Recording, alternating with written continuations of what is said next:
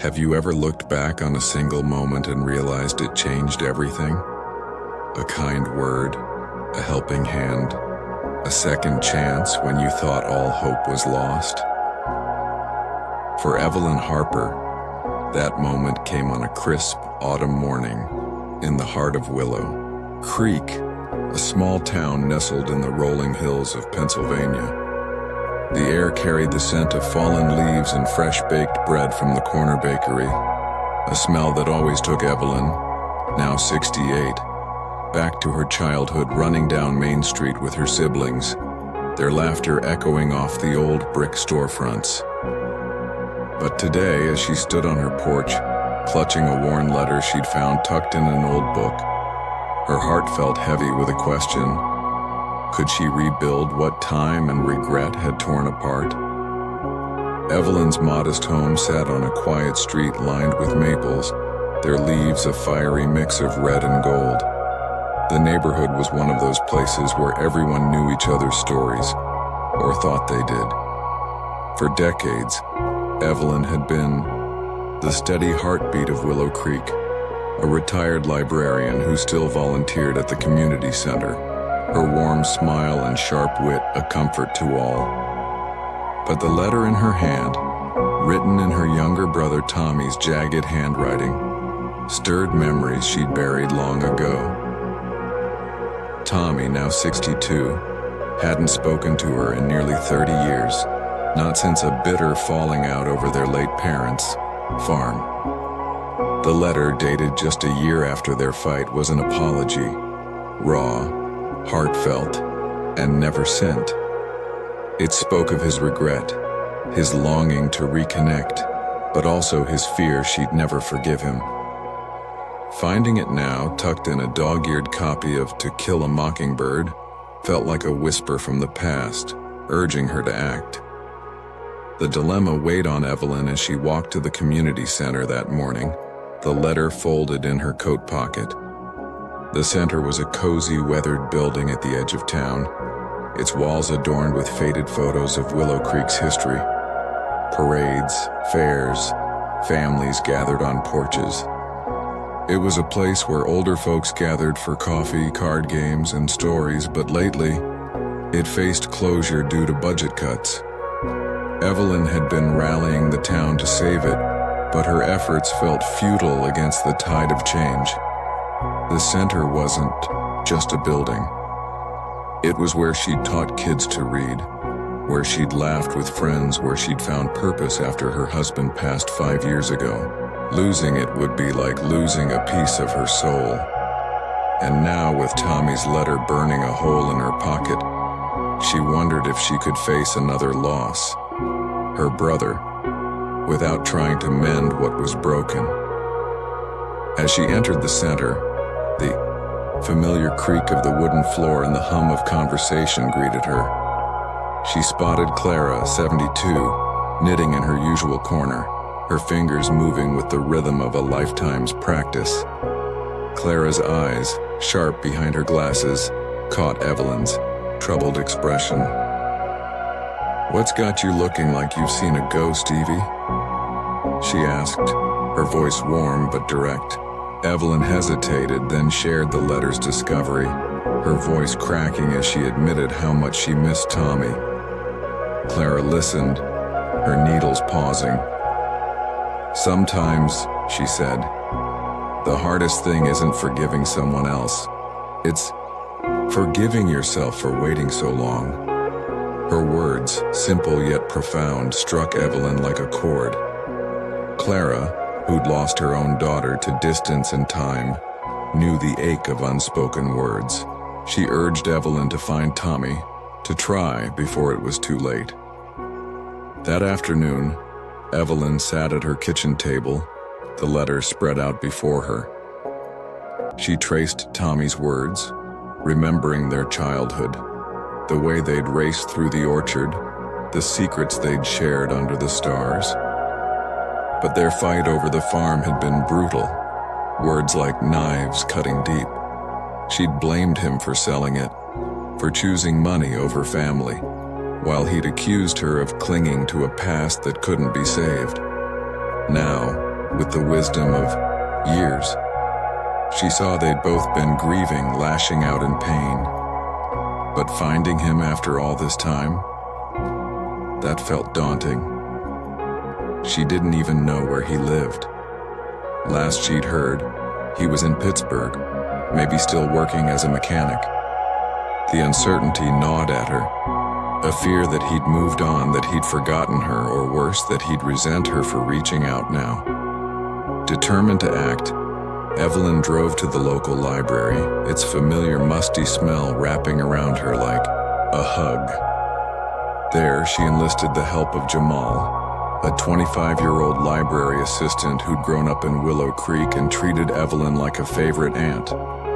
With his tech-savvy know-how, Jamal searched online for traces of Tommy Harper. As they scrolled through records, Evelyn's heart raced. Each dead end felt like a door slamming shut. Then a breakthrough. An address in Pittsburgh linked to a Thomas Harper mechanic, age 62. It had to be him. Jamal printed the details, his grin wide. "Go get your brother back, Ms. Evelyn," he said, squeezing her hand. His kindness, so freely given, sparked a warmth in her chest, a reminder that connection could bridge any gap. Back home, Evelyn drafted a letter to Tommy, her pen trembling as she poured out her heart. She wrote of the letter she'd found, her regret for their lost years, her hope to see him again. She mailed it that evening, standing at the postbox under a sky streaked with pink, whispering a prayer that it would find him. Days passed, each one heavier with anticipation. She threw herself into the fight for the community center, organizing a town meeting to rally support. At the meeting, she shared stories of what the center meant, how it had been a lifeline for widowers like her, a haven for veterans, a place where memories were kept alive. Her passion stirred the crowd, and neighbors pledged to help. There, small acts of commitment, donating time, money, ideas, building a wave of hope. It reminded her of something her mother used to say: kindness is the glue that holds a town together. Have you ever seen a community come alive like that, where one person's spark ignites everyone else? Then the twist came. A week later, as Evelyn sorted donations at the center, a man appeared at the door. Gray-haired, broad-shouldered, with eyes that mirrored her own. It was Tommy. He'd received her letter, but he hadn't written back because he'd wanted to come in person. His voice was gruff, hesitant as he admitted he'd carried the same guilt she had, believing she'd never forgive him. The letter she'd found, he'd written dozens like it, never sent, each one a plea to heal the rift. They stood there, tears welling, until Evelyn crossed the room and hugged him, the years melting away in the warmth of that embrace.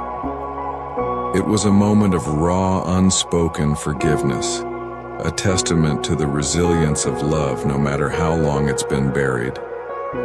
Tommy stayed in Willow Creek for days, helping at the center, sharing stories of his life, a divorce, a daughter he adored, a quiet pride in his work.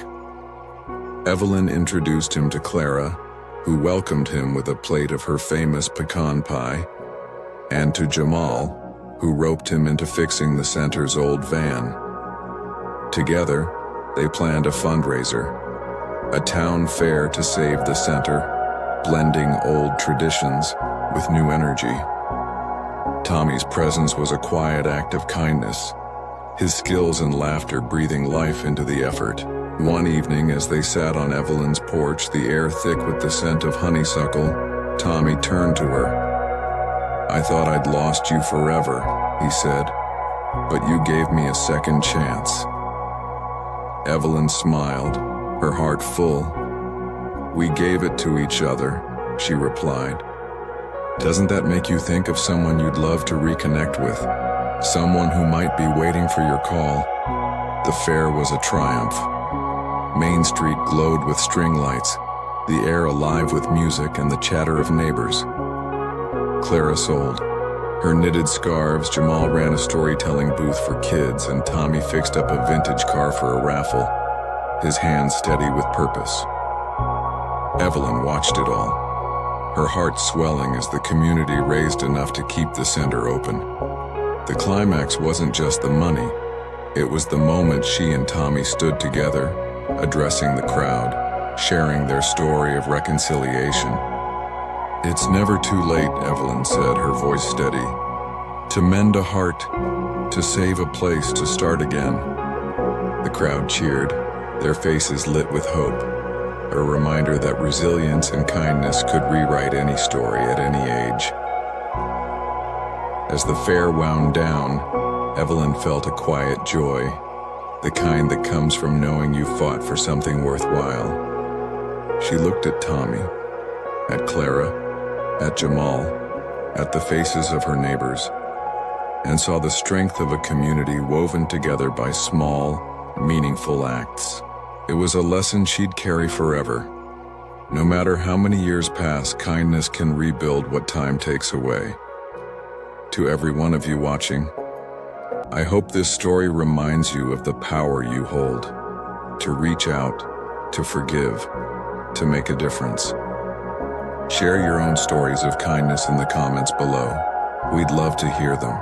Subscribe for more tales that celebrate the heart of life, and check out our next video, The Gift of Time, for another journey into hope and connection. Life's chapters never truly end. They just wait for us to turn the page. Here's to the wisdom, the resilience, and the love that grows stronger with every year.